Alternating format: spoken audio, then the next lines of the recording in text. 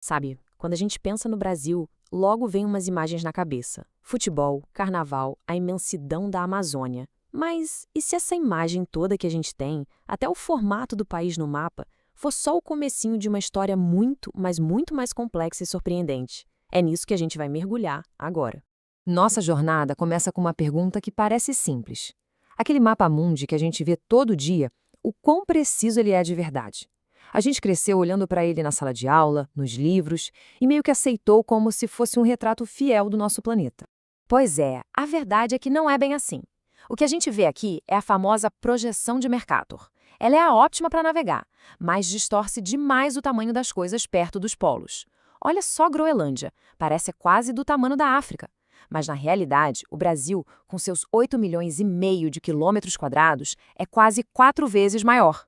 Essa distorção toda é a metáfora perfeita para o que a gente vai explorar hoje. E aqui está o nosso roteiro. A gente começa indo além da borda do mapa. Depois, vamos explorar uma terra de escala épica. Na sequência, a gente revela algumas figuras ocultas e histórias esquecidas e, para fechar, um tour pelas peculiaridades de um continente. Então, tá aí o nosso ponto de partida: ir além da borda do mapa. A gente já viu como um simples mapa pode enganar nossa percepção. E o que isso mostra pra gente é que para entender de verdade um lugar, a gente precisa olhar além da primeira impressão, sabe? Ir além daquela imagem que já é familiar. E isso já nos leva direto para a segunda parte, onde a gente troca o mapa abstrato pela realidade concreta, uma terra de escala épica. Agora vamos tentar entender as dimensões reais e, assim, impressionantes desse país, que é praticamente um continente, onde a própria geografia desafia a nossa imaginação. Para se ter uma noção do que é essa escala, pensa só nisso aqui. O estado do Amazonas é tão, mas tão grande, que a curvatura da Terra se torna algo visível dentro dele.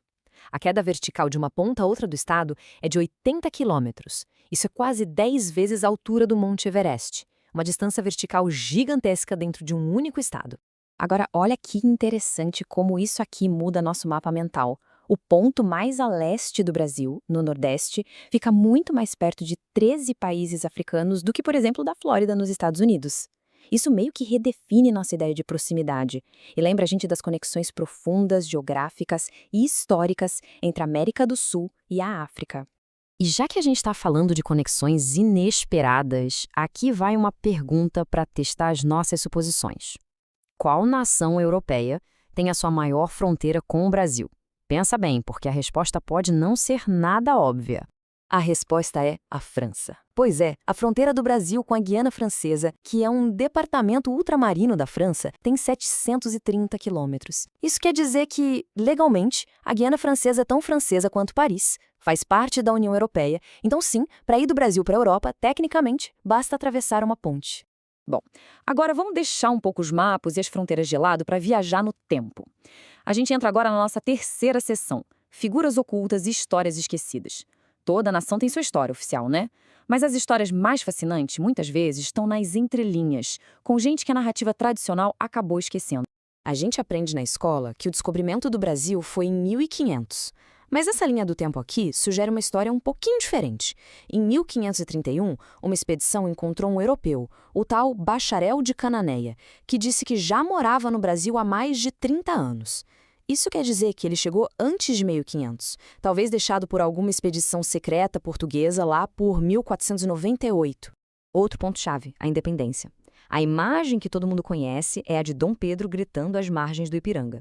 Só que a decisão mesmo, de fato, foi tomada 5 dias antes, e não por ele, mas pela Imperatriz Leopoldina. Como ela era regente e Portugal estava exigindo que o Brasil voltasse a ser colônia, foi ela quem presidiu o Conselho de Estado e assinou a Declaração de Independência no dia 2 de setembro. O famoso grito de Dom Pedro foi uma ratificação, uma confirmação pública super importante de uma decisão que ela já tinha tomado. E essa independência não foi um processo totalmente pacífico, o que nos leva a uma heroína muitas vezes esquecida. Uma figura que dá para comparar com a Mulan, Maria Quitéria. A história dela é simplesmente incrível. Para poder lutar pela independência, ela fugiu de casa, se vestiu de homem, adotou o nome de Soldado Medeiros e se alistou no exército. Ela lutou com tanta coragem lá na Bahia que, mesmo depois que descobriram que era uma mulher, o comandante se recusou a mandá-la embora. Ela foi tão heróica que acabou sendo condecorada pessoalmente pelo imperador Dom Pedro I, se tornando a primeira mulher a ser reconhecida em combate na história do Brasil. E para fechar, vamos entrar no lado mais peculiar e inesperado do Brasil. Bem-vindos à nossa última sessão. Peculiaridade de um continente. Se preparem para algumas histórias que parecem ficção, mas aconteceram de verdade. A palavra favela é conhecida no mundo todo, mas a origem dela é surpreendente. O nome vem de uma planta cheia de espinhos, muito comum lá no local da Guerra de Canudos, na Bahia. Os soldados que lutaram lá, quando voltaram para o Rio e não receberam a moradia que o governo prometeu, se instalaram num morro. E eles apelidaram o lugar de Morro da Favela, em homenagem ao lugar onde eles batalharam.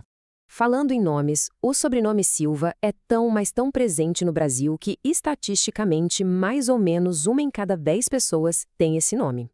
A origem dele vem lá do Império Romano, significando selva, e foi adotado por gente de todas as classes sociais ao longo da história do país, desde pessoas escravizadas até presidentes. Agora, uma história que parece roteiro de cinema, mas que de fato aconteceu. O dia em que um senador da República abriu fogo dentro do plenário do Senado Federal, em Brasília. Aconteceu em 4 de dezembro de 1963. No meio de um discurso, o senador Arnon de Mello viu seu rival político, Silvestre Péricles, vindo na sua direção. Achando que ia ser atacado, de Mello simplesmente sacou um revólver e atirou ali mesmo, no plenário. Existe até gravação em áudio do momento exato do caos. E o final dessa história é inacreditável. Arnon de Mello errou o tiro. A bala perdida acabou atingindo e matando outro senador, José Cairala, que não tinha absolutamente nada a ver com a briga. E o mais chocante, tanto de Mello quanto o rival dele foram absolvidos pelo Supremo Tribunal Federal, que entendeu que foi legítima defesa. Arnon de Mello continuou na política e foi reeleito senador mais 3 vezes. Então, como a gente viu, desde a sua geografia colossal e suas histórias escondidas, até essas peculiaridades políticas, o Brasil é um país de camadas infinitas e complexas. É muito mais rico e surpreendente do que qualquer mapa ou qualquer estereótipo consegue mostrar. E isso tudo nos deixa com uma reflexão final. Se a imagem comum que a gente tem de um país inteiro pode ser tão diferente da realidade, quantos outros mapas que temos nas nossas mentes, sobre outros lugares, outras pessoas ou outras ideias, talvez precisem ser completamente redesenhados?